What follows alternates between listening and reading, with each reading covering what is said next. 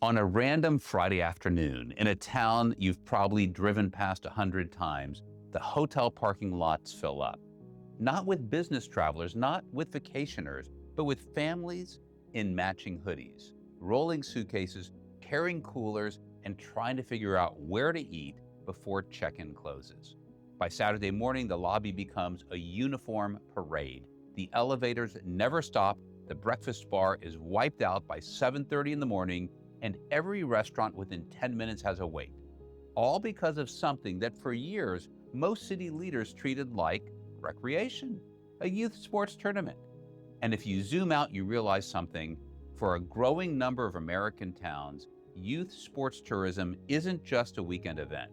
It's economic development. It's a deliberate strategy, a way to generate hotel nights, restaurant checks, retail foot traffic, and increasingly, a reason to build entirely new kinds of commercial real estate. And one of the biggest twists, some of the most ambitious youth sports facilities in America aren't being built on pristine greenfields. They're being built where retail used to be: former department stores, underperforming malls, dead big boxes, places that for a decade felt like symbols of decline. They're being repurposed into something that creates a very different kind of foot traffic. So today, we're going to break this down. Number one, what youth sports tourism really is. Number two, how it exploded in the US. Three, why and how hometowns are betting on it. Four, the facility types that make it work: indoor, outdoor, mixed use. Five, what it means for commercial real estate.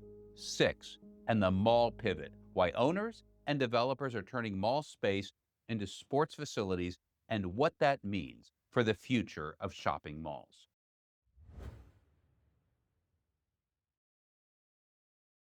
Youth sports tourism is travel driven primarily by youth and amateur sports events, tournaments, showcases, invitationals, multi-day leagues, championships, where the core audience is teams and families traveling from outside the local area. And it's different from casual local sports in three ways. First, it's multi-day. Many events are Friday night through Sunday afternoon, and the schedule creates a predictable rhythm: arrival, games, meals, downtime, repeat. Second, it's multi-party travel. It's not just one traveler, it's the athlete plus parents, siblings, grandparents, sometimes multiple families caravanning together. Third, it's repeatable. A single tournament can become an annual fixture, and a facility that gets on the right circuit can build a calendar that functions like a multi-convention schedule. Industry research on sports-related travel, covering youth and amateur events and collegiate championships, found that in 2023, the sports events travel economy produced $52.2 billion in direct economic impact, $128 billion in total economic impact, and generated more than 73 million room nights. Those are huge numbers, but the most important part for this story is what those numbers represent. This isn't just people buying tickets. This is lodging demand, restaurant demand, retail demand, and what investors would call ancillary spend, money that doesn't happen without travel. The same report noted that in 63% of destinations surveyed, sports-related travel is the top generator of hotel room nights. That's why towns care.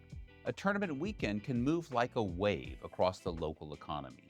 Hotels, dining, retail, gas, entertainment. And if you're a developer, that wave is the difference between maybe and financeable. If you step back and say, how does a city compete for economic development? How do they attract business? How do they attract revenue? How do they attract jobs? Traditional forms of economic development have been led by an economic development group, a chamber group, and they look for companies that are trying to open up, usually a manufacturing facility, sometimes a distribution center. And then there is a request for proposal, and you might have 5, 25, 50, several hundred communities competing for that auto parts manufacturer or that distribution center. And they compete by offering free land, and they offer tax incentives. And there's such aggressive competition for this type of incentive that there's almost a saying that if you win, you lose. If you succeed in getting that parts manufacturing plant or that distribution center, you gave such aggressive package of free land, site work, incentives, grant money, deferred or no taxation, that you might have given away too much. In youth sports tourism, you can invest $20 to $50 million, and you can drive $5 or $10 million of revenue per year into the hotels, into the restaurants, into retail, into entertainment, and you can create additional jobs in your community. So how did this explode? Because youth sports didn't just grow, it reorganized. Over time, a lot of youth sports shifted from seasonal local leagues towards club system, private teams, select circuits, weekend tournaments, and travel schedules. This created a structural change. You're no longer optimizing for the local season. You're optimizing for exposure, rankings, development, and often recruitment. And that shift doesn't just create more games, it creates more travel. A modern tournament operator functions like an event platform. They control calendars, qualification pathways, branding, and crucially, where the event is hosted. This is where tourism becomes an economic strategy. Destinations compete to host these events, and the operators choose sites that can guarantee what they need: court and field inventory, reliable scheduling, quality officiating, enough hotels, good logistics, and sometimes incentives. Once demand is visible, supply starts chasing it. Cities start investing in bigger and better facilities to win bids and secure recurring events. And here's an important inflection point. It's not enough to have some fields anymore. Competitive destinations increasingly build facilities that are year-round.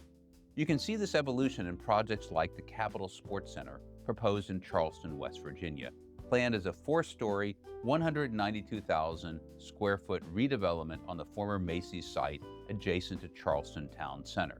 It has 8 basketball courts and 16 volleyball courts, plus other program elements. It's not a gym, that's an economic development engine you can schedule. And once towns build these engines, the next step is obvious. They want to capture more of the spending that arrives with the teams, which brings us to the hometown strategy. If you're a major city, tourism can be driven by airports, conventions, iconic attractions, corporate travel, universities, and entertainment. But for secondary and tertiary markets, America's hometowns, tourism is harder. You might not have a beach. You might not have a world-class museum district. You might not have non-stop flights. But what you can have is something else, a reason for people to come repeatedly at scale. That's what youth sports offers. For a mid-sized city, youth sports tournaments act like a small convention. They're scheduled in advance. They generate measurable hotel nights. They fill weekends, and they can become recurring annual events. And because hotel taxes often fund tourism promotion and sports commissions, there's a feedback loop. More tournaments means more hotel taxes, which means more marketing and facility investment, which creates more tournaments. In Bryan, Texas, the city of Bryan reported that Legends Event Center generated $15.9 million in summer economic impact from events held between May and August of 2025. 1 year, 1 summer, driven by sports tourism and shows. That's not theoretical benefit. That's a city putting a number on performance. And the press release also describes a pipeline effect, upcoming tournaments projected to generate additional impact within weeks. So how do hometowns actually bet on this? 1, they build or redevelop facilities, sometimes greenfield, sometimes redeveloped sites. Number 2, they professionalize the pipeline. The top consultant in the country is Sports Facilities Group, and they've done hundreds of studies that can predict What type of facility will produce what kind of revenues, both in terms of tournaments, and they'll also take a look operationally at how do you manage these facilities at the lowest possible cost. Also, that group, the sports facilities group, can manage the property for a city. So at a minimum, cities should spend $50,000, $100,000 with a company like theirs and analyze what they should do. Not all sports complexes are created equal, and the type of facility you build determines what sports you can host, how seasonal your demand is, what kind of traveler you attract, and how much spillover spending you can capture. Let's break it into three major types. Number one, indoor facilities, the year-round tournament machine. Indoor facilities are the backbone of sports tourism growth in a lot of markets because they solve one major problem: seasonality.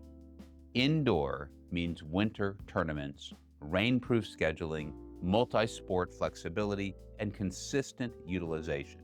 And they're designed for bracket density.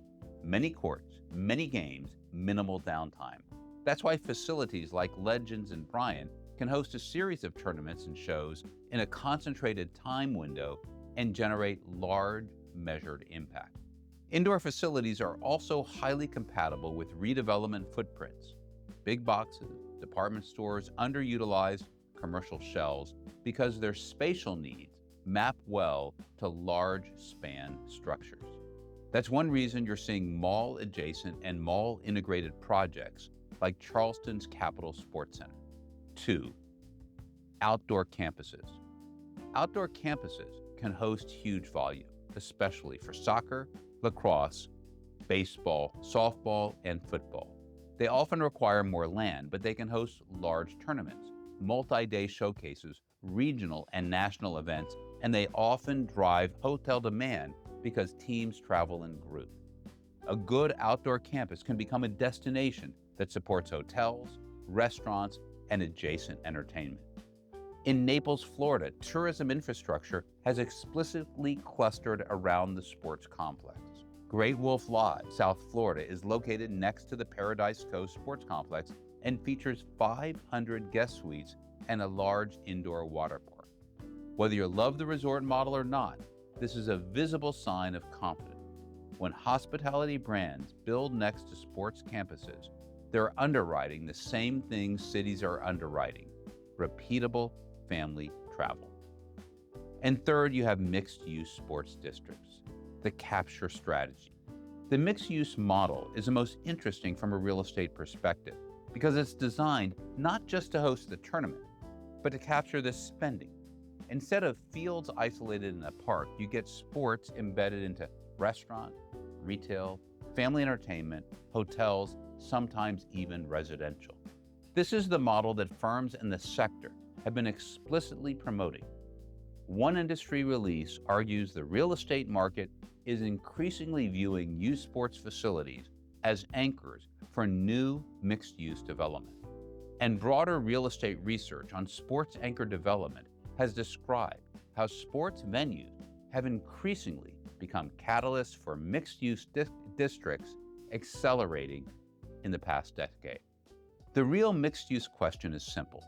Can you keep families on site between games? Can you extend dwell time? Can you keep spending inside your district rather than bleeding to the nearest highway exit? If yes, the real estate stack becomes much more powerful. Now that we've established the facility types, we can talk about what this means for commercial real estate, because this is where youth sports shifts from tourism story to investment thesis. From a CRE lens, youth sports tourism is not a nice community amenity. It's a demand driver that can impact multiple asset classes, but important only when it's real, recurring, and when it's measurable. Let's break it down by asset type. Number one, hotels. The most direct beneficiary.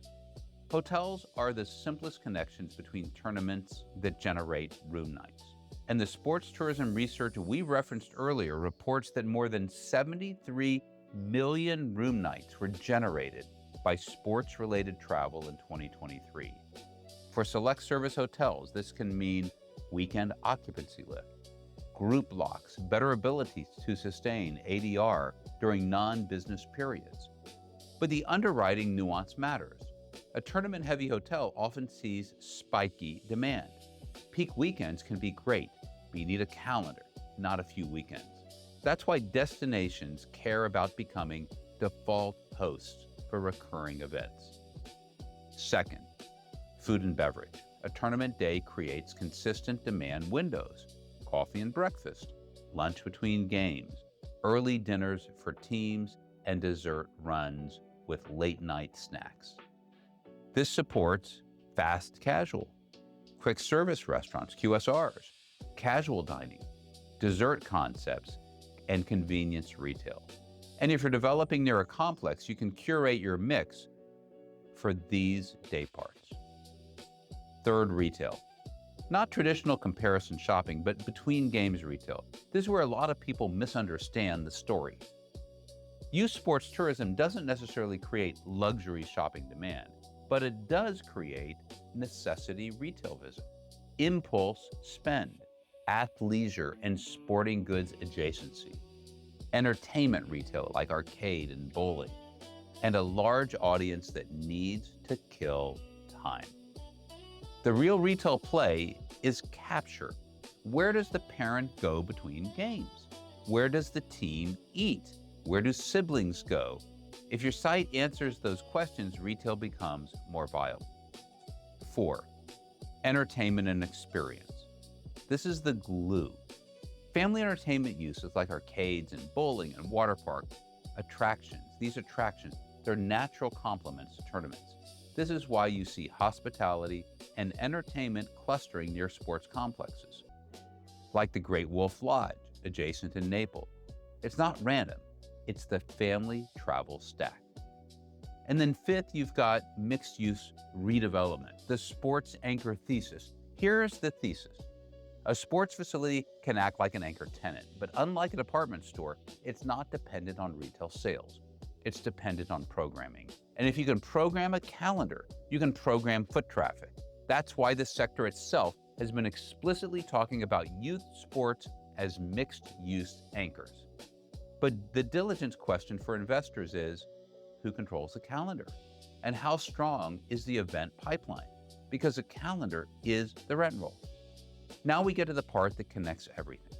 Why are mall owners and developers turning mall space into sports facilities?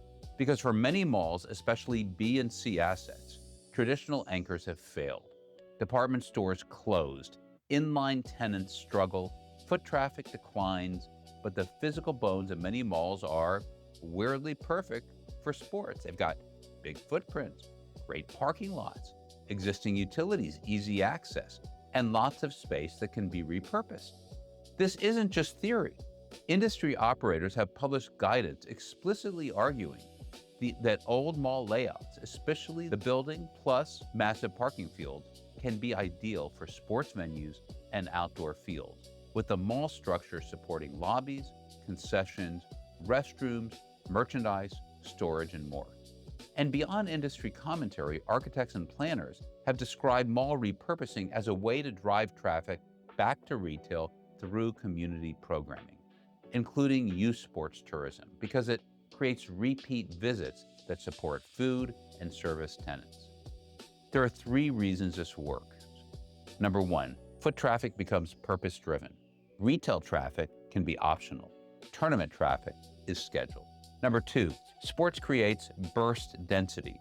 A single tournament can bring thousands of people to the site in a weekend. And third, sports supports a new tenant mix. Even if apparel struggles, food and beverage often thrives, along with services and entertainment. The Woodman Sports Complex and Convention Center in Janesville, Wisconsin, is a roughly $50 million sports and convention complex planned at the Uptown Janesville Mall site, on the footprint of a shuttered Sears store. What makes this strategically important isn't just the sports facility, it's what it signals about mall redevelopment. The future anchor tenant might not be retail. It might be a place that generates repeat visitation. And once visitation returns, you can rebuild the ecosystem around it. Food, entertainment, complementary services. Charleston's proposed Capitol Sports Center is explicitly described as a redevelopment of the former Macy's site adjacent to Charleston Town Center Mall, with a planned 192,000 square foot program that includes 8 basketball courts, 16 volleyball courts. Local coverage of the project has also described a wider set of amenities and the core goal, bringing visitors and events. This is the mall adjacency story again. A department store closes, the site loses gravity, but instead of waiting for retail demand to return, the strategy becomes build a new anchor that creates visitation. Rhythm and Rally was announced as the world's largest indoor pickleball facility with 32 courts and a 150,000 square foot climate-controlled complex located at Macon Mall in Macon, Georgia. Pickleball is especially interesting here because it blends local membership and repeat utilization, tournaments, and an approachable, broad demographic, which means the facility can generate both daily traffic and event spikes. For a mall property, that's powerful. You don't just get 3 big weekends, you get ongoing usage. If malls historically were optimized for discretionary retail visits, sports-anchored malls are optimized for purpose, trips, and that changes everything. The mall becomes less of a shopping center and more of a community activity district. In other words, the mall stops being a place you visit to browse. It becomes a place you visit because something is happening. Youth sports tourism is not a cute side hustle for town. It's a repeatable travel engine. It can generate measurable hotel nights, restaurant demand, and retail foot traffic, especially in markets that struggle to create tourism in other ways. For commercial real estate investors and developers, the opportunity isn't build a gym. The opportunity is to underwrite a calendar and then build the ecosystem that monetizes the time between games. And for mall owners, this trend may be one of the most important pivots of the last decade. Some malls won't be saved by more retail. They'll be saved by repurposing, by becoming places where the community gathers and visitors arrive, and weekends become economic events again. It's a lockstep move, nimble, flexible, and willing to pivot as demand changes. Because in a lot of American hometowns, the next anchor tenant might not sell clothes, it might host championships.